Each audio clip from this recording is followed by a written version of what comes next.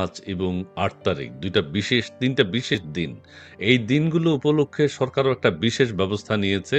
Police বাহিনীকে নির্দেশ দিয়েছে, আইনশৃঙ্খলা বাহিনীকে বলেছে যে একটা বিশেষ অভিযান পরিচালনা করার জন্য। সেই ক্ষেত্রে আওয়ামী লীগের অনেক নেতাকর্মী গ্রেফতার হচ্ছেন, অনেককে গ্রেফতার করা হচ্ছে। আবার কথিত একটা ষড়যন্ত্রের কথাও তারা বলছেন যে একটা গোপন বৈঠক হয়েছে ঢাকা শহরে আইনশৃঙ্খলা বাহিনীর সামনে, গোয়েন্দাদের সামনেই হয়েছে। সেনাবাহিনীর একজন মেজরকে আটক করা হয়েছে এবং তাকে জিজ্ঞাসাবাদ করা হচ্ছে। অর্থাৎ এই ৩টা দিন নিয়ে কিন্তু দেশের পরিস্থিতি ভালো যাচ্ছে না। আপনার মূল্যায়ন একটু জানতে চাই। জি।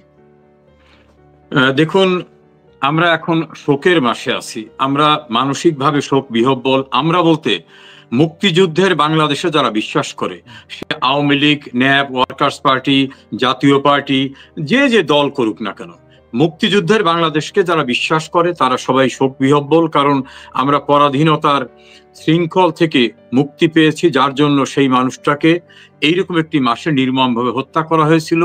এবং এইরকম একটি মাসে 21শে অগস্ট 2004 সালে বঙ্গবন্ধু কন্যাকে হত্যার চেষ্টা করা হয়েছিল, 23 জনকে হত্যা করা হয়েছিল। এইরকম একটি মাসে আরেকটি দিনে সারা বাংলাদেশে সিরিজ বোমা নিক্ষেপ করা হয়েছিল এবং নিক্ষেপকারীরা বলছিল যে আমরা কাগজি আইন মানি না, তারা তাদের মতো করে আইন করতে চায়। কাজে এই মাসটা আমাদের জন্য খুব সুখের মাস না, খুবই বেদনার মাস। এবং 2024 সালের এই মাসে গণতান্ত্রিকভাবে নির্বাচিত একটি সরকারকে উচ্ছেদ করে, এবং উচ্ছেদের পূর্বে শব্দটা ব্যবহার করতে হবে মেটিকুলাস ডিজাইন করে, এটাকে আমি যদি বাংলায় এর ভাবার্থ বলি, সুপরিকল্পিত ষড়যন্ত্রের মধ্য থেকে উচ্ছেদ করে বাংলাদেশে জঙ্গি স্টাইলে হামলার ভিতর থেকে নতুন করে ক্ষমতা দখল করেছিলেন এই যে ইউনূস সাহেব এবং তার পারিষদবর্গ। এই তারা দখল করার পরে তাদের 1 বছর পূর্তি হতে যাচ্ছে। এই 1 বছরে তারা বাংলাদেশটাকে মোটামুটি নাম বাংলাদেশ থাকলেও প্রায় পাকিস্তান এর কর্মকাণ্ডের স্টাইলের দিকে নিয়ে গেছে। তাদের কৃতকর্ম, যেমন আমাদের পরাজিত সেই হায়নাদের দেশ পাকিস্তান, এখন তারা অবাধে বাংলাদেশে আসা যাওয়া করতেছে, তাদের জেনারেলরা আসতেছে, তাদের সঙ্গে দহরম মহরম। আমাদের মুক্তিযুদ্ধে যারা বিরোধিতা করছিল তাদের সঙ্গে এখন সুসম্পর্ক। অনেক আশ্বাস শুনিয়েছিল এরা, এখন সেই আশ্বাসের কোনো বাস্তবতা দেখা যাচ্ছে না। মানুষ, বাংলাদেশের সংবিধানের 15 আর্টিকেল বলা হয়েছে মানুষের মৌলিক কিছু চাহিদা, অন্ন, বস্ত্র, বাসস্থান, চিকিৎসা, শিক্ষা, আজকে সেগুলো সব ভুলুণ্ঠিত হয়ে যাচ্ছে। আজকে শিল্প কলকারখানা বন্ধ হয়ে যাচ্ছে, নারীর অধিকার নাই, রাস্তায় বের হতে পারছে না, নারী কর্মস্থল থেকে বেকার হয়ে যাচ্ছেন, সাধারণ মানুষ বেকার হয়ে যাচ্ছেন, দেশের উন্নয়ন স্থিমিত হয়ে গেছে, ব্যাংকের টাকা নিয়ে বিভিন্ন জায়গায় ব্যয় করা হচ্ছে যেগুলো অপ্রয়োজনীয়, আমাদের ব্যাংকের রিজার্ভ শূন্য কোঠা চলে আসছে। সবকিছু মিলে বাংলাদেশ এখন একটা শরণাতীতকালের অস্থিতিশীল পরিস্থিতিতে। দেশে কোনো আইন শৃঙ্খলা নাই, দেশের ভিতরে কোনো প্রশাসন আছে বলে মনে হয় না, বিচার বিভাগ এখন আজ্ঞাবহ, প্রশাসনে কারু কথা কেউ শুনছে না, মবের রাজত্ব কায়েম হয়েছে। এটা কি বলে, আগে বলতো মগের মুল্লুক, এখন এটা মবের মুল্লুক। মবটা অনেকে বোঝেন না, এই জন্য বাংলায় বলি, উচ্ছৃঙ্খল লোকদের প্রভাবে যেখানে যার যা ইচ্ছা সেইভাবে বাংলাদেশটা চলছে। আর এই কাজটা করার জন্য যে একটা পরিকল্পিত ষড়যন্ত্র ছিল, সেই ষড়যন্ত্রের নির্মম শিকার যারা হয়েছিলেন, রাষ্ট্রীয় দায়িত্ব পালন করা পুলিশ এবং অন্যান্য প্রজাতন্ত্রের কর্মচারীরা, বিভিন্ন সাধারণ মানুষ, তাদেরকে হত্যাকারীদের বিচার করা যাবে না এ জাতীয় একটা নোটিশ দিয়েছিলেন এই ইউনূস সরকার। ইউনূস সরকারের ওই নোটিশটার প্রেক্ষিতে তাদের বিচার করা যাবে না এটা বলছেন। আবার ওনারা যারা এই কাজটি করেছেন তাদেরকে মহাতি মহান হিসাবে গুরুত্ব দিতে হবে। এই জন্য আমি একটা ফেসবুক থেকে প্রাপ্ত একটা ডকুমেন্টে দেখলাম যে জাতীয় নাগরিক পার্টি তারা কিছু অঙ্গীকারনামা দিয়েছে। সেই অঙ্গীকারনামাটা হলো 7টা অঙ্গীকারনামা। এর ভিতরে একটা অঙ্গীকারনামা হচ্ছে তাদের ঘোষণা করতে হবে জুলাইয়ের ছাত্র আন্দোলনের ওই সফলতাকে বলতে হবে দ্বিতীয় স্বাধীনতা।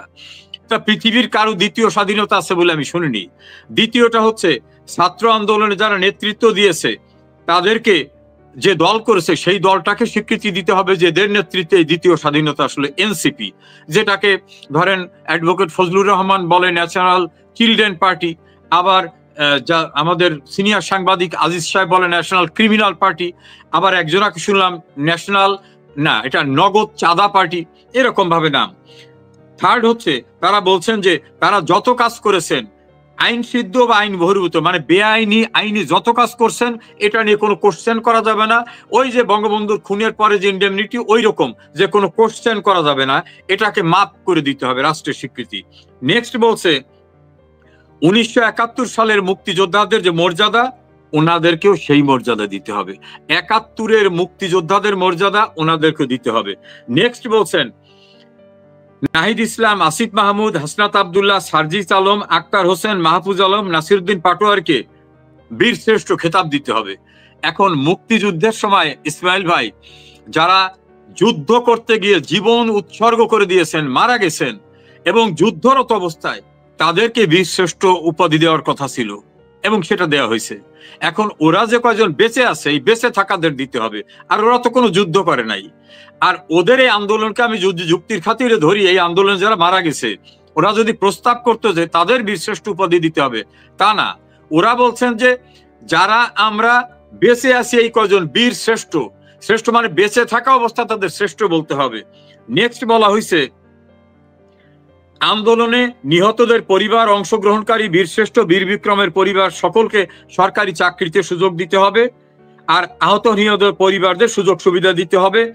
আর আগামী জাতীয় সংসদ নির্বাচনে তাদের জন্য 30টি আসন রিজার্ভ করে রাখতে হবে। তো ওরা আন্দোলন শুরু করছিল যে কোনো রিজার্ভেশন থাকবে না, কোটা পদ্ধতি থাকবে না। এখন ওরা বলতেছে যে চাকরিতে কোটা থাকবে, আমাদের মুক্তিযোদ্ধা বানাইতে হবে, সংসদে কোটা থাকবে। তবে সংসদেরটা এক শ্রেণীর যুক্তিযুক্ত, কেননা এরা তো ইলেকশন করলে কেউ ইউনিয়নের চেয়ারম্যান হইতে পারবে না। কাজে যদি কোটা করে 30টা এমপি সিট রিজার্ভ করাইতে পারে, তাহলে মোটামুটি একটা গতি হতে পারে। এই বাচ্চা ছেলেদের, এই পাকনা পোলাপানদের এইরকম হতে পারে। এটা হলো এদের দাবি। এখন আমি একটা কথা বলি, এই দাবিটা, হ্যাঁ, এই দাবিটা যদি সত্য হয়ে থাকে তাহলে খুবই দুঃখজনক ব্যাপার। এই অঙ্গীকারনামা যদি সত্য হয়ে থাকে তাহলে খুবই দুঃখজনক ব্যাপার। আবার কেউ কেউ বলছেন যে এইটা তারা প্রত্যাখ্যান করেছে, যে এটা আমরা করিনি, আমরা দেইনি, এই কথাও আছে। তবে দেশের মানুষ ভাবছে যে এই ধরনের দাবি উত্থাপন করা, দেশের স্বাধীনতা, সার্বভৌমত্ব, 71কে চিরতরে মুছে দেয়া এবং 24-এর আন্দোলনকে দ্বিতীয় স্বাধীনতা বলা, এটা দেশবাসীর জন্য খুবই দুঃখের এবং একটা বিরল ঘটনা। যাই হোক, আপনি সেটি উপস্থাপন করেছেন। এটা কতটুকু সত্যতা আছে আমরা সেটি এখনো জানি না। তবে এটি বেশ সোশ্যাল মিডিয়া বেশ ভাইরাল হচ্ছে এই ধরনের একটা মন্তব্য তাদের। এখন হচ্ছে যে 3 তারিখ এবং 5 তারিখ, 8 তারিখ, 3 তারিখে তারা কি সনদ, তাদের সেটি জুলাই সনদ বাস্তবায়নের চেষ্টা করবে এবং শহীদ মিনার থেকে সেই ঘোষণা আসবে। আর এর আগে আমি শাহবাগ প্রসঙ্গে একটু টাচ করে যেতে চাই। শাহবাগের দুই পক্ষের মধ্যে গোলাগুলি হয়েছে, গোলাগুলি বলতে মারামারি হয়েছে, হাতাহাতি হয়েছে, পুলিশ এসে লাঠিপেটা করেছে। ওখানে একদল আরেক দলকে স্বীকার করে না। এরা বলে আমরা প্রকৃত মুক্তিযোদ্ধা, ওরা বলে আমরা প্রকৃত মুক্তিযোদ্ধা। একদল অপ্রকৃত, আরেক দল প্রকৃত। এই বিষয়টি আপনি একটু, আর অনেকেই আবার এনসিপি থেকে এখন পদত্যাগ করছেন, পদত্যাগের ঘোষণা দিচ্ছেন যে এনসিপির ভিতরে আমাদের নিরাপত্তা নাই। এনসিপির ভবিষ্যৎ সম্পর্কে আপনি একটু যদি বলেন আপনার অনুমান। না, আমি শুরুতে একটু বলি, এই যে অঙ্গীকার নামাটার কথা বললাম, আমিও বিশ্বাস করি আমাদের এই কোমলমতি বাচ্চারা 24 সালে একবার বিভ্রান্ত হয়েছে। কারণ জামাতের নায়েবে আমির ডক্টর তাহের সাহেব, তিনি তাহের সাহেব বলছেন যে আমরাই এই ছেলেদেরকে গ্রোন আপ করছি, আমরাই শিবিরকে দিয়ে পাঠাইছিলাম, এই নাহিদ আমাদেরই প্রোডাক্ট। এটা আবার ডাক্তার শান্তন, ওই যে বিএনপির, তার কাছে জেলখানার ভিতরে বসে বলছেন। এবং মিডিয়ায় ইন্টারভিউ দিয়ে সৈয়দ আবু তাহের বলছেন যে আমাদের নাম ব্যবহার করলে অনেকে রিজার্ভেশন থাকতো, তারা আসতো না, এই জন্য আমাদের নামটা রাখিনি, এ সবই আমাদের। তারপর আমি মনে করি এই ডকুমেন্টটা কোনোভাবেই আমাদের এই বাচ্চা ছেলেরা তৈরি করছে, এটা আমি মনে করি না। যদি তাদের ভিতর থেকে কেউ করে থাকে, এটা অর্বাচীনের কাজ করেছে, ঠিক হয় নাই। এখন 3 তারিখে তারা কি করবেন? দেখুন, অনেকে অনেক কিছু করতে পারেন। যেমন খন্দকার মোস্তাক 1975 সনের 26শে সেপ্টেম্বর একটা অর্ডিন্যান্স জারি করেছিলেন। তখন জিয়াউর রহমানই ছিলেন মূল ব্যক্তি, মোস্তাক খাতাপত্রে ছিলেন। সেইটাকে সংসদের 207 জন এমপি মিলে ভোট দিয়ে পাশ করছিল। তাহলে নিরঙ্কুশ ভাবে পাশ হলো। সেই পাশ কিন্তু সুপ্রিম কোর্টের রায়ে টেকে নাই। সুপ্রিম কোর্ট বলে দিয়েছে, যার ক্ষমতা দখল করার আইনগত ভিত্তি নাই, তিনি দখল করে যত আইন করেন, সংসদের 300 জনে মিলে যদি বিল করেন, এটা অবৈধ। এবং যিনি এই কাজ করছেন, অর্থাৎ জিয়াউর রহমান, মোস্তাক এবং সায়েম, তাদেরকে সুপ্রিম কোর্ট বলছেন রাষ্ট্রদ্রোহী, ফৌজদারি অপরাধকারী, চর দখলকারী, সেডিশ বলছেন তাদেরকে। কাজেই এই যে 3 তারিখে কি হবে, আচ্ছা 3 তারিখে ধরুন তারা একটা ডিক্লারেশন দেবে, এই ডিক্লারেশন দেওয়ার অথরিটি ওদের কে দিয়েছে?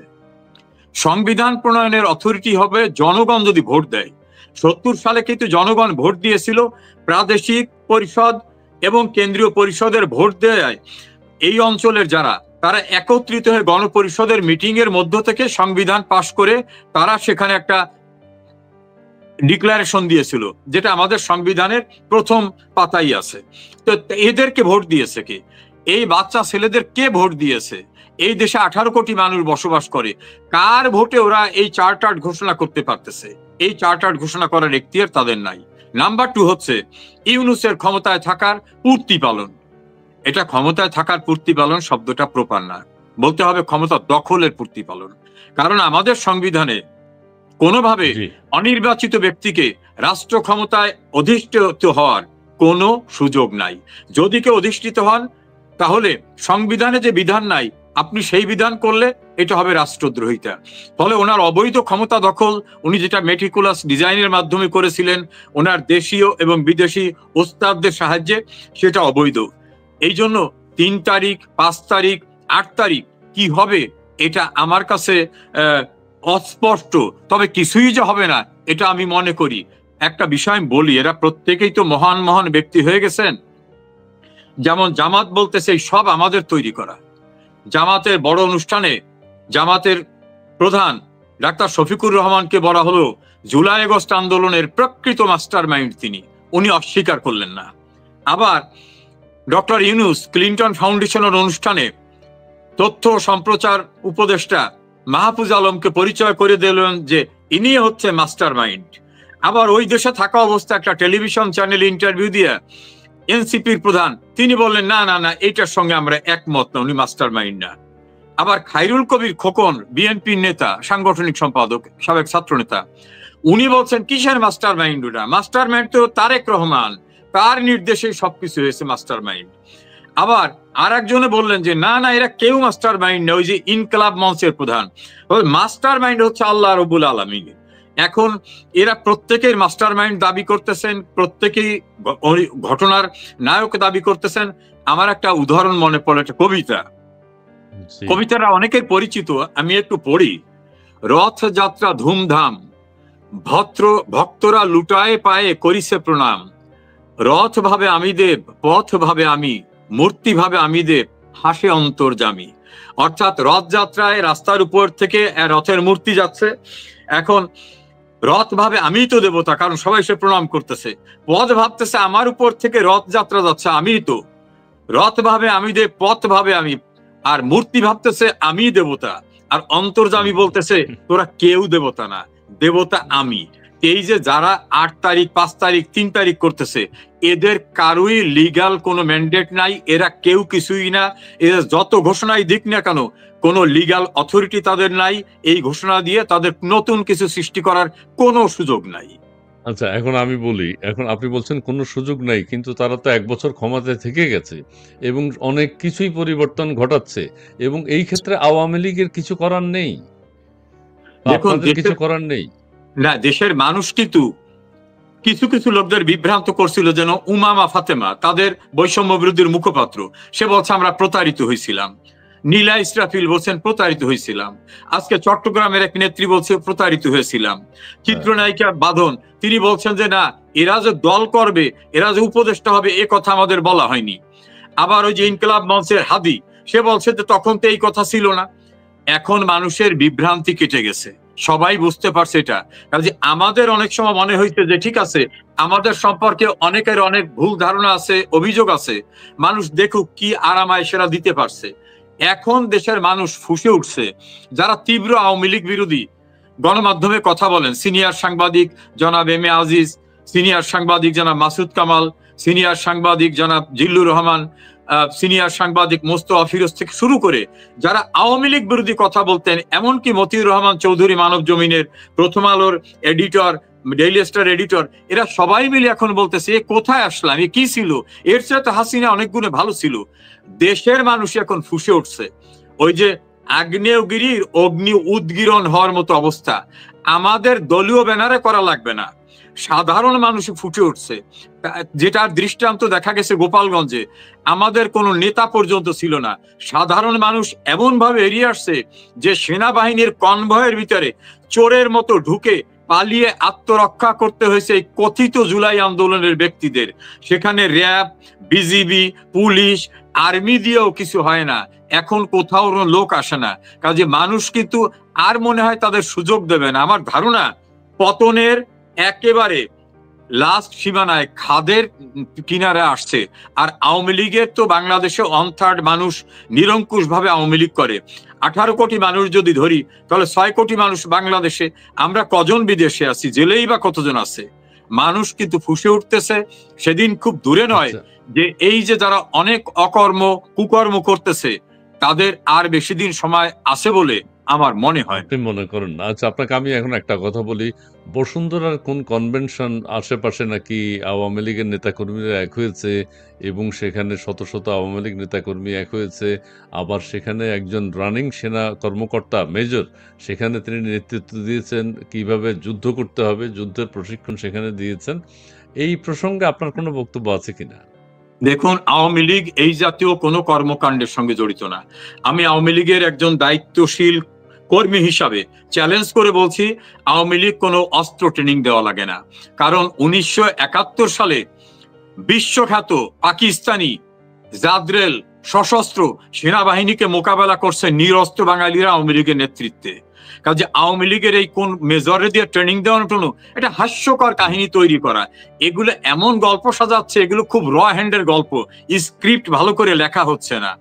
আওয়ামী লীগের সারা দেশের মানুষের ভিতর যে ট্রেনিং, সেটা হলো জয় বাংলা ধ্বনি, বঙ্গবন্ধুর প্রতি ভালোবাসা, শেখ হাসিনার প্রতি আনুগত্যতা, দেশের প্রতি কমিটমেন্ট। এখানে এইটা কোনো বোকাও করে। ঢাকার মতো জায়গায় যেখানে আমার ইউনিয়ন কমিটি একটা লোক নিরাপদ না, আমি এটা কনভেনশন সেন্টারে আওয়ামী লীগ লোককে ট্রেনিং দেওয়া হইতেছে।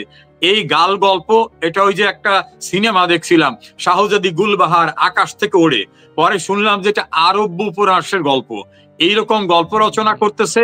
এটা হলো আওয়ামী লীগ সম্পর্কে মানুষকে একটা বিভ্রান্তিকর ধারণা দেওয়ার জন্য। এর সঙ্গে আওয়ামী লীগের সম্পৃক্ততা নেই। আওয়ামী লীগের কোনো নেতা কর্মী এই জাতীয় কোনো ট্রেনিং এ যাচ্ছে না। আমাদের ট্রেনিং আমাদের বিশ্বাস, আমাদের ট্রেনিং আমাদের ভালোবাসা।